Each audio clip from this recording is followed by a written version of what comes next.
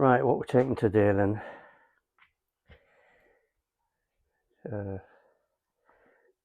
Well, that stopped, so that's going nowhere.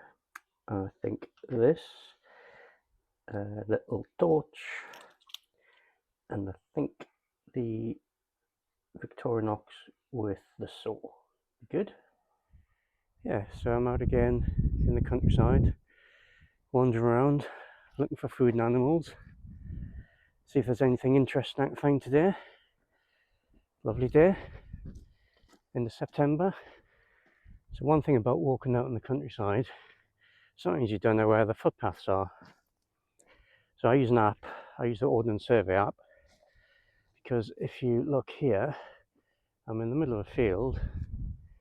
There's no footpath as such. I don't want to get told off by the farmer, but I can see from the Ordnance Survey app that the footpath goes right from one corner of the field to the other. It's just been ploughed and grated or griddled or whatever they do.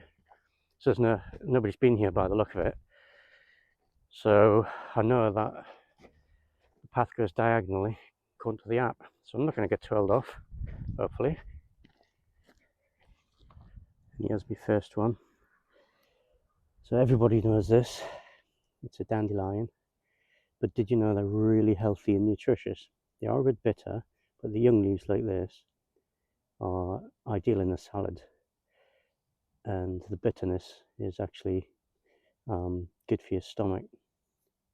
So it's called dandelion because the leaves look like lion's teeth, and in French that is dent de lion, tooth of the lion. So you can see where it got its name from. Some decent sized apples here. Looks nice actually. There's an apple tree here. There's actually a crab apple tree just here, and you can see the tiny little apples. There we go. In comparison.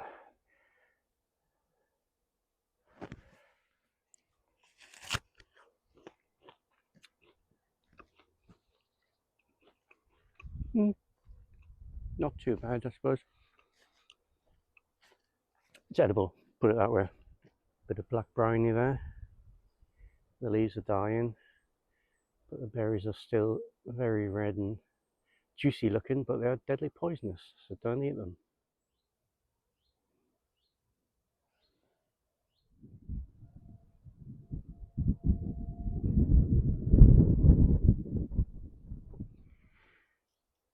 Plenty of blackthorn or sloe around this year. So I'm going to pick some of these, make some Sloe Gin. See these big spines, the thorns, very sharp.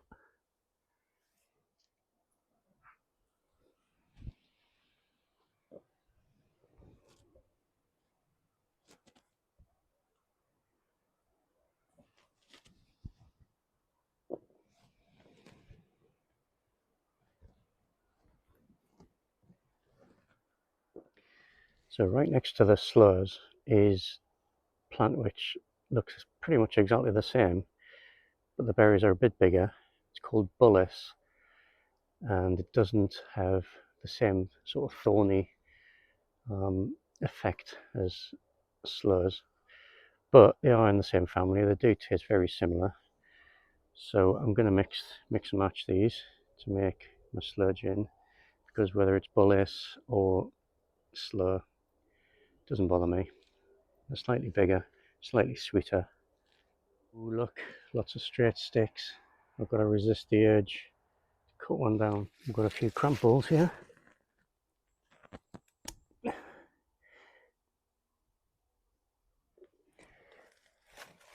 King Alfred's cake is the other name for it, because King Alfred famously burnt some cakes.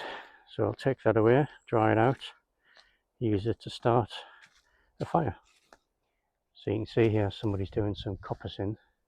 So they've been chopping the trees down and leave the stump just above the ground like that, and they'll grow back tall and straight. It's called coppicing, and the piece of woodland they do it in is called a copse.